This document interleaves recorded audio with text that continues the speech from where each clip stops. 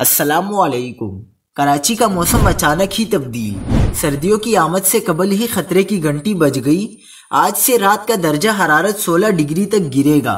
माहिरीन ने खबरदार कर दिया। क्या आप हालात हाजरा से आगाही हासिल करना चाहते हैं? खबर के पीछे छुपे असल हकाइक जानना चाहते हैं? तो अभी सब्सक्राइब कीजिए जिलमिल पाकिस्तान को और साथ ही घंटी के निशान पर क्लिक कर दें।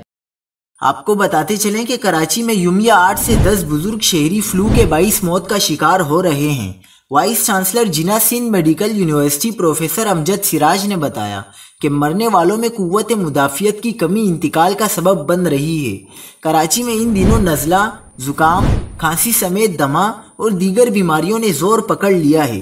Vice chancellor Jinnah Sindh medical university professor Amjad Siraj Memon के मुताबिक मौजूदा मौसम में सबसे ज्यादा बुजुर्ग शहरी निशाना बन रहे हैं। इस वक्त बुजुर्ग और कम मुदाफियती निज़ाम के लोगों की कोरोना से कम और फ्लू से ज्यादा अमवात हो रही हैं। सरकारी व निजी तिब्बी मराकिज में यूमिया सैकड़ों अफराद नज़ला, जुकाम की शिकायत के साथ लाए जा रहे हैं। प्रोफेसर अमजद सिराज के मुताबिक लोग फ्लू वैक्सीन लगवाकर बआसानी अपने आप को महफूज रख सकते हैं।